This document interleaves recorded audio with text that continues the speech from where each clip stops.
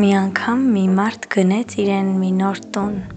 մեծ, գեղեցիկ և այգի ուներ, լցված մրգատու ծառերով։ Տան մոտակայքում մի հին տնակում ապրում էր նրա նախանձ հարևանը, գծուծ ու ժլատ։ Նա անընդհատ փորձում էր փչացնել նոր բնակչի տրամադրությունը, երբեմն աղբեր նետում նրա դարպասների առաջ, երբեմն էլ այլ տհաճ բաներ էր անում։ Մի օր մարդը արթնացավ լավ տրամադրությամբ, դուրս եկավ շքամուտքից և տեսավ դռան դիմաց մի դույլ կեղտաջուր։ Նա վերցրեց դույլը, դատարկեց կեղտաջուրը, լվաց դույլը, փայլեցրեց այն, հավաքեց իր այգու ամենամեծ, հասած ու համեղ խնձորները,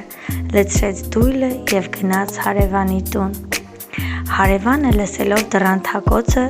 չարախնդորեն մտածեց. վերջապես լցվեց նրա համբերության բաժակը,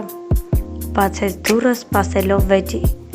բայց մարդը նրան մեկնեց դույլը լիքը խնձորներով և ասաց. ով ինչով հարուստ է, դրանով էլ կիսվում է, ով բարությամբ է հարուստ, բարություն է տալիս, ով չարությամբ, չարություն։ Երբ ուրիշը տալիս է ատելություն և դու փոխարենը վերադարձնում ես սեր ու բարություն, դու ապացուցում ես, որ քեզ ոչինչ չի կարող կոտրել, որ քո ներսի լույսը շատ ավելի հզոր է, քան աշխարհի մթությունը, որքան էլ մարդը լինի կեղտոտ, եթե քո հոգին մաքուր է,